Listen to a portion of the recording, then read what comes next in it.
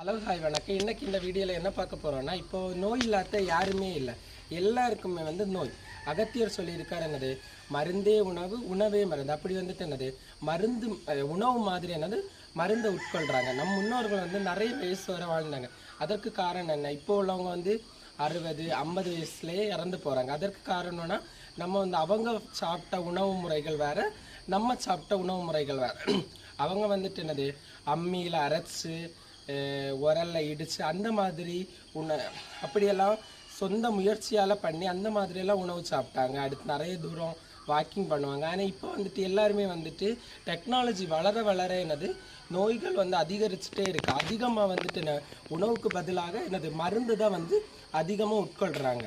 இப்போ எந்தெந்த விட்டமின் குறைவால் எந்தெந்த நோய்க்கு வருதுன்னு பார்ப்போம். இப்போ விட்டமின் ஏ என்னென்னா மாலைக்கண் நோய் தான் விட்டமின் ஏ குறைபாட்டால் வருகிறது. விட்டமின் பி என்னது பெரிபெரி.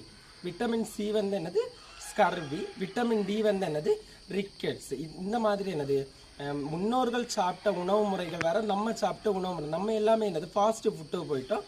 அவங்க என்னது எல்லாமே இயற்கையாற்றி கிடைக்கிற உணவு சாப்பிட்டாங்க. அவங்க 100-102 வயசு வரை நம்ம முன்னோர்கள் இருக்கிறாங்க.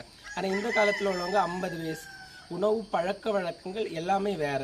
அதனால தான் இப்படி நோய் இந்தந்த வைட்டமின் குறைபாட்டால் இந்தந்த நோய்கள் ஏற்படுது. பிடிச்சிருந்தா லைக் பண்ணுங்கள். தேங்க்யூ.